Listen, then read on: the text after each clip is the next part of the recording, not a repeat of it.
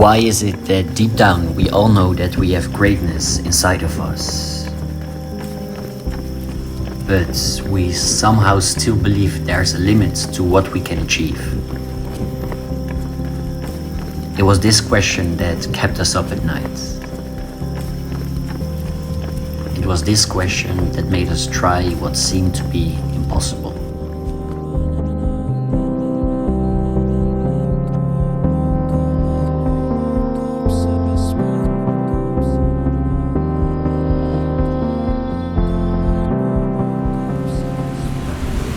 Alright guys, enjoying the last bits of the sunset. Not gonna lie, pretty fucking nervous. Getting the coffee in for pre-workout. And in about 30 minutes to an hour, it's fucking go time.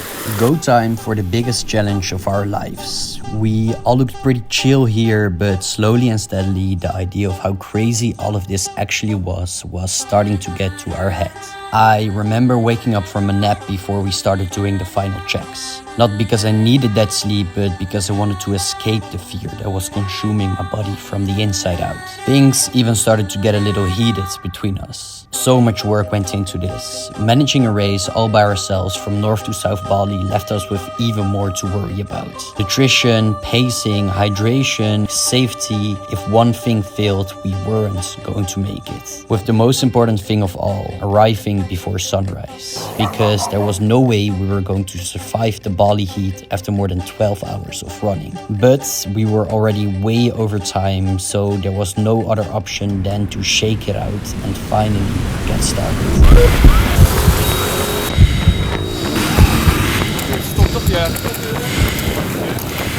What the fuck did we get ourselves into? I was 5 minutes in when I got reality checked. My heart rate was too high, it was still grueling hot outside, and we were running in the biggest chaos ever. The only thing I could think was, how the fuck am I going to survive 14 hours of this on 10 minutes of sleep? But wait a minute, rewind.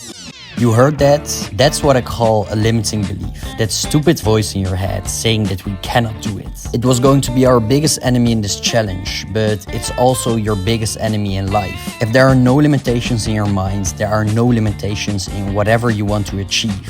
But sadly, we're just not programmed like this. So we have to put ourselves in situations where they pop up the most so we can learn how to fight them. 8 kilometers down, guys. We're in 110. We're feeling strong. Legs are feeling fresh. The energy is high. Let's go. And just like that, we thought of the first limiting belief and found rhythm in our pacing and mood.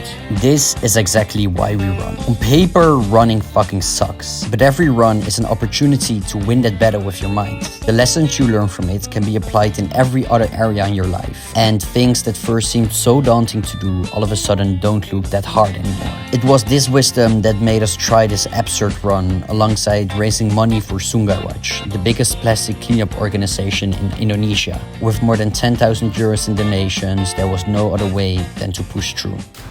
How we feeling? Great. Things were going well, really well.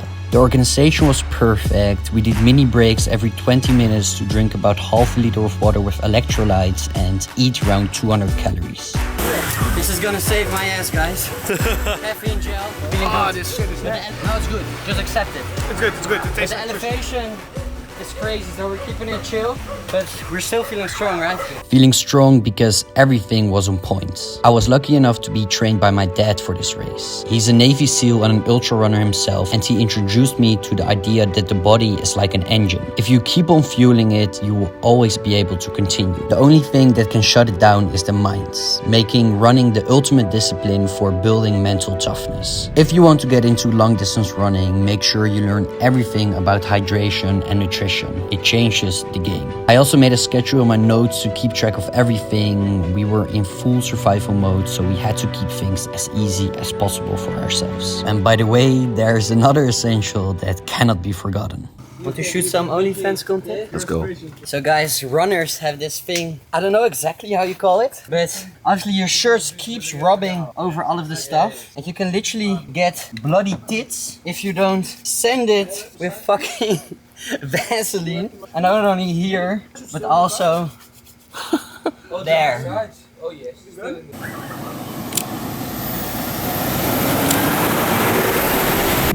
Elevation is crazy, guys. Elevation is crazy. Uphill, uphill, uphill. I forgot to mention, but there was more than 1500 meters of elevation on the route that we took, which means an insane amount of uphill running. On paper, you can add another kilometer for every 100 meters of elevation. So in theory, the whole run was going to be around 100 kilometers, of which we still had 70 to go.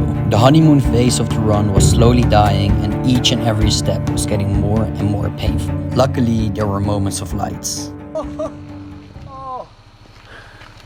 Emotion, ik wil jou bedanken voor de 5 maanden in Amsterdam. Je kan ontzettend goed koken. Come on, daar moet je wat mee. Happy birthday to you.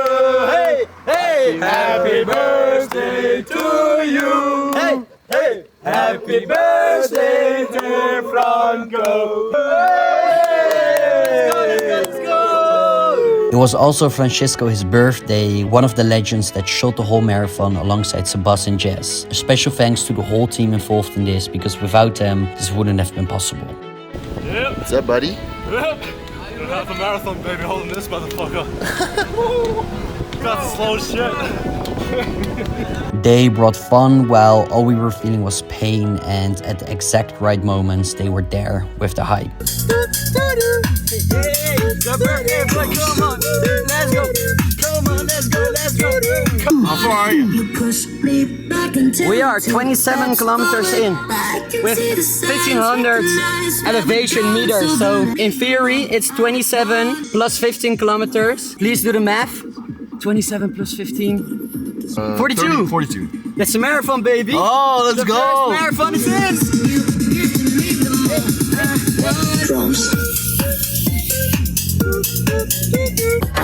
Slow, steady, undress. Get up. Slow, steady. Get up. Slow, steady, undress. Success. Take your motherfucking clothes off. Guys, it's a big moment. We reached the top and we're finally going down. We beat the elevation. From now on, we'll be unstoppable. Let's go, boys. Let's go, boys! Sometimes you feel on top of the world, like nothing can ever stop you. World, hold on. Stop messing with our future. Open up inside. World, hold on. Let's save the world together, guys. We got this. To the children of the sky.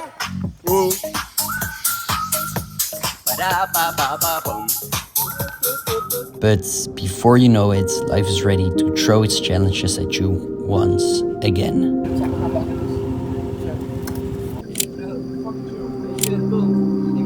As we started to get more and more quiet, the limiting beliefs in our head got louder and louder. We started to realize that things were taking much longer than planned. So it became obvious that our goal of arriving before sunrise was out of the question. The only thing we could do by now was brace ourselves for the increasing pain we were about to go through.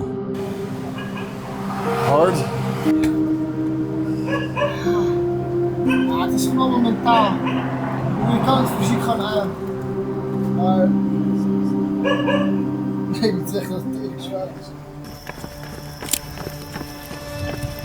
We have been running for 11 hours by now, and our sleep deprivation was kicking in more and more. Sometimes I couldn't really tell if I was dreaming or awake.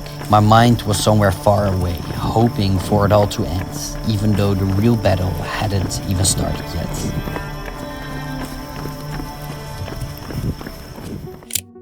It started when the heat was approaching 30 degrees. I remember asking myself if there could be any worse conditions for running than this.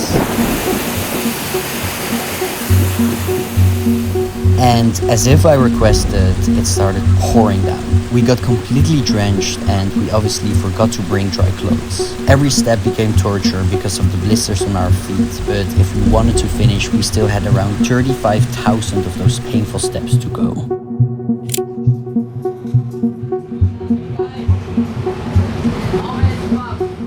And as the cherry on top, the guy you just saw passing us told us that he found our friend Alwyn laying on the ground about 200 meters behind us. He was the only one alongside Dan and I still trying the full race. Everyone else had dropped out already, but Alwyn was close. With just 14 kilometers left, we could smell the finish. You don't just drop out this last minute, but things hurted so much and Alwyn made the wise decision to prevent injuries and keep himself safe. Alwyn literally ran only 4 times before this race, and I could never imagine running 70 kilometers with that little experience. He is the perfect example of the fact that running is only a mind game, of which he had already won. And with the same pain in our body as Alwyn, running started to turn into walking more and more. It started to get unbearable, while the temperature was only starting to get hotter. If we continued on this pace, we had at least 3 hours ahead of us. It started to make us think, was everything really worth it? We didn't need to finish to prove ourselves who we are. We already went so far beyond ourselves, and with all the money we collected and the awareness we raised, we had won as well. What was the benefit of risking all the horrible things that could have happened?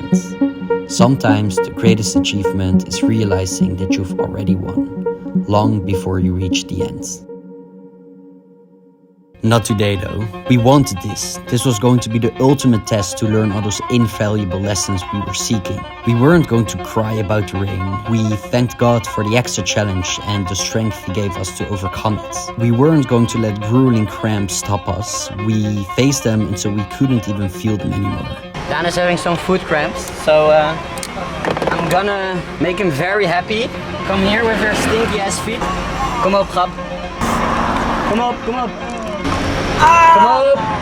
I actually cannot believe I'm doing this. You find solutions for your problems and you just keep on fucking going. You dance the sleep deprivation away, you squat the blood back in your legs, and you get creative when needed. I just bought a hat for 200k, aka 12 euros. Dirtiest hat ever from a local because the sun is fucking killing us. And they were laughing their ass off. They were like, oh my god, this is the best deal I've ever made. But for me it was also the best deal I ever made, so it was a huge value exchange and both parties are happy, so I was very happy doing business with them. There is an insane amount of wisdom in the running. One that shows you that you can always do more than you think. One that shows you that you can achieve so much more than you believe.